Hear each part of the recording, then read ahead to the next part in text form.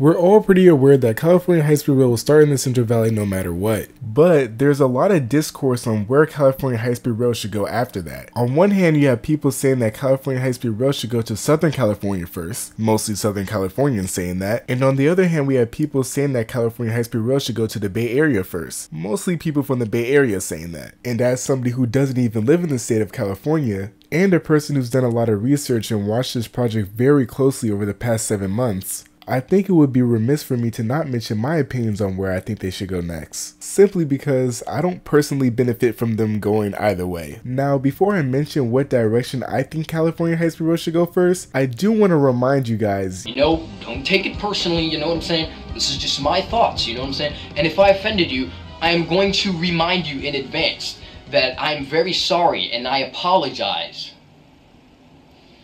for the inconvenience of me not keeping up. What you think? With that being said, I think it makes sense for California high-speed rail to go to the Bay Area first. I know, but here's why. Please exit through the rear door.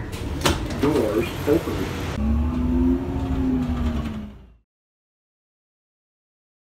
Right now, we're rounding the bend into the Caltrain 4th and King Street station. We get a sneak peek into both of the Caltrain's AEM-7s and a beautiful view of the skyline of downtown San Francisco. But right here is where something very important will happen. Here, Caltrain and California high-speed rail trains will descend into the tunnel for the downtown extension. 2 new tracks will split off from the existing 2 tracks and will descend in a U-wall open cut fashion. You may have noticed that there's going to be a tunnel stub box underneath the alignment. This is for a future grade separation planned to grade separate Mission Bay Drive. This just shows you how far in the future they're planning for upgrades to the Caltrain corridor. A new maintenance away track and a turnback track will be built, located right before the descent. This is just extra proof that the current King Street station will be used more as a layover yard. Allegedly, that's ignorant.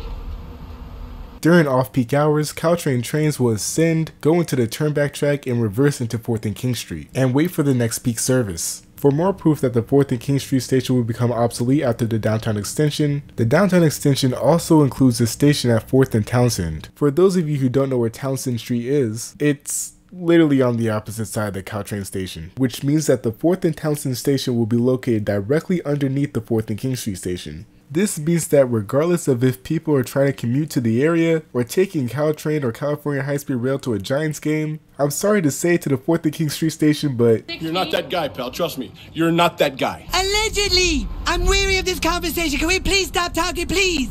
Ignorant.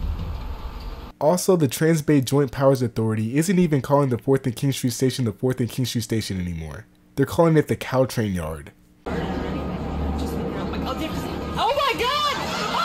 The 4th and Townsend station was studied with 2 different designs. The first design has 2 tracks and a low-level island platform for Caltrain, with 2 high-level side platforms for California high-speed rail. And the second plan is the same low-level island platform for Caltrain, but this time with 3 tracks and only 1 high-level side platform for California high-speed rail. Now, if you ask me which one I prefer, it would be the first one. But let me ask this question: why can't we use 1 high-level platform for both Caltrain and California high-speed rail? Why are we wasting money building separate platforms? Now, I know I just said in the last video, this is because Caltrain and California high-speed rail currently use 2 different boarding level heights. Caltrain's new electric EMUs are able to use high-level boarding, but Caltrain has instead uninstalled the high-level boarding option and instead put temporary door plugs where the high-level doors used to be, which is okay for the initial operations for the blended corridor, especially because diesel-hauled Caltrain trains only offer low-level boarding. But by the 2030s, these diesel-hauled trains won't be allowed in the downtown extension. So what's the point of accommodating for them? I don't know. I think that by 2030 we should just stop accommodating these dinosaur-aged rolling stock and start accommodating the disabled. Just a thought though. I mean, if we're gonna spend billions of dollars, might as well have everybody enjoy it. You feel me? Also, I'm pretty sure that building a smaller train box would be much less expensive. Or you could simply quad track the station. So yeah, makes me question how much they really planned this out. Anyways, the trains will continue below Townsend Street in a triple track configuration. Then the tracks take a sharp 90-degree turn to run under 2nd Street. This section of the tunnel will have to be mined. Now here's the part we've all been waiting for.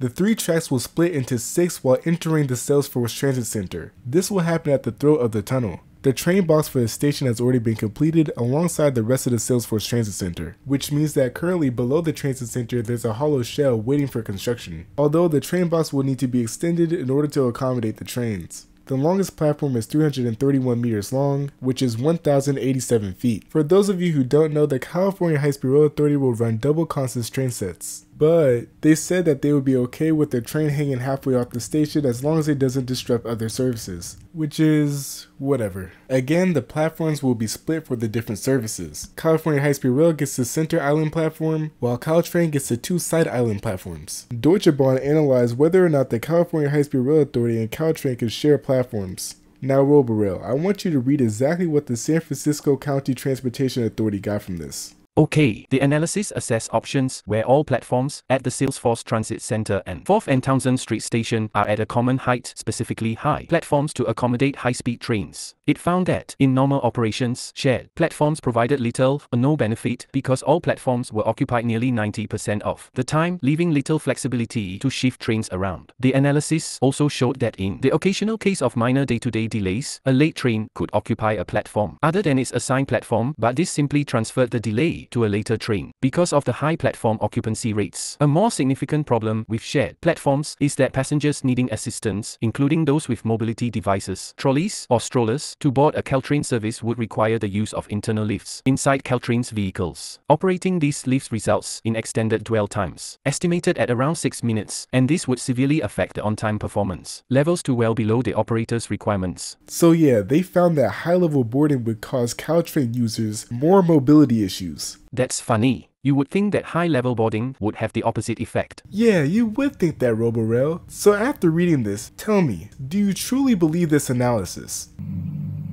No. Okay, a little bit creepy, but I don't either. I mean, come on, a lift device? What? Bro, what are you talking about, man? I don't know if it was Deutsche Bahn or the San Francisco County Transportation Authority, but somebody was tripping. Anyways, the good news is that the chances that the California High-Speed Rail Authority and Caltrain will use the same platforms are pretty high. I don't know for sure though, because they keep on going back and forth. In this next segment of the video, one of my longtime subscribers, Jonathan, actually went to the Salesforce Transit Center to gather some B-roll and give us a tour.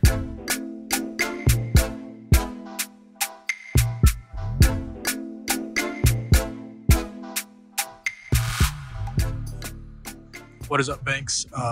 This is the Salesforce Transit Center at night. I'm filming this at night because it's much quieter and I can hear myself easily. We're at the south end of the Transit Center right now. This entire strip is a pedestrianized alley. Think of it as a linear plaza. You got bike rentals down there. Right here is the bridge that feeds buses from I-80, from the not the Golden Gate Bridge, whoops, the Bay Bridge, from the freeway on the Bay Bridge into the Transit Center. And this is a massive building. I cannot fit the whole thing on camera. It is almost a mile long. And I'll show you more once I get closer. This is the Salesforce Tower, and it is the second tallest building in California. And the only way for me to properly convey the true scale of this building along with the neighboring transit center is to do this vertically. You can see right here, here's the rooftop funicular elevator that goes from the park, the rooftop park, down to the ground level. And it is kind of noisy out here. This is where all local community buses plus the Marin County bound buses, this is where they dock. This is a mixed-use development. You got your buses on the first and second floors, but in between all this area right here, this is all commercial space. There's a fitness center in here. Further down on the other end, there's a dentist office. There's a smoothie bar. I mean, this place is proper mixed use. And when the high-speed rail eventually arrives here, it'll be even more so. speed up faster. You can like just cut this however you want. I'd imagine me walking up the escalator is pretty useless for you. Right in front of me is the fitness center behind that glass. Escalators to the second level above, and then public restrooms, which might be the cleanest anywhere on AC Transit or Muni's entire bus network. Right here you have what might be the nicest Greyhound waiting room in all of America, and the buses are all up here. We are on the second floor of the transit station right now. The second floor is arguably the more important floor because this is where all of the East Bay bound buses, plus the Treasure Island bound minibus, this is where they all go. Forgot to mention Greyhound also is at this level. That right there leads to that bridge that I showed you earlier, and this is just a massive, almost a 1 mile long bus parking area. One cool thing about the transit center here is this LED sign, which I don't know, as an architecture major, this is I find this pretty impressive. So I'm actually making my way towards the escalators that go up to the roof. All right, never mind. The rooftop park is closed because it's night. Well, go figure. Thanks, Jonathan. Now, I didn't ask Jonathan to do any of this. All I asked from you guys was some B-roll, but I actually like this little segment where you guys can talk about the stations near you. I mean, the whole point of this series and what I've really been trying to emphasize a lot during this specific California High-Speed Rail series is the fact that these projects affect real people. People who saw this video and clicked on it just like you. And people who are subscribed to this channel just like you. If you're not already, you should be subscribed. I mean, come on already, like, join the community, please.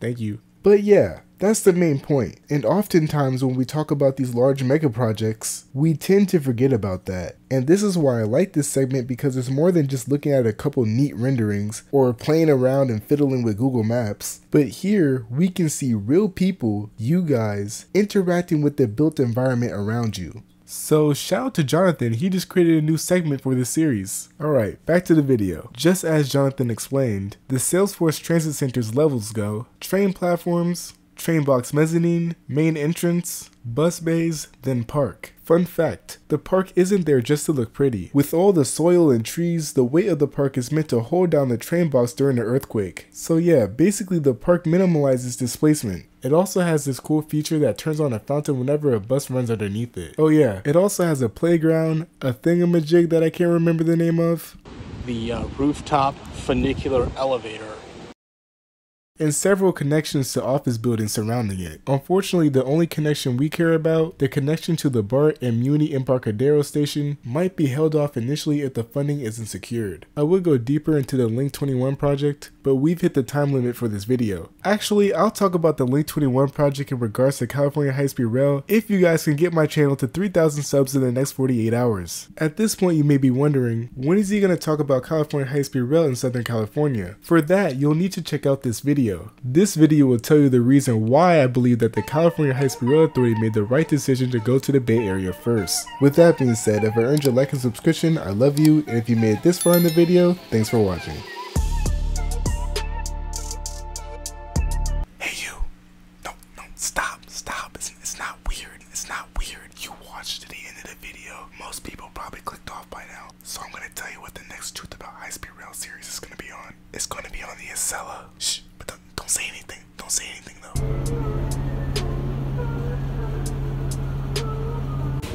Doors open.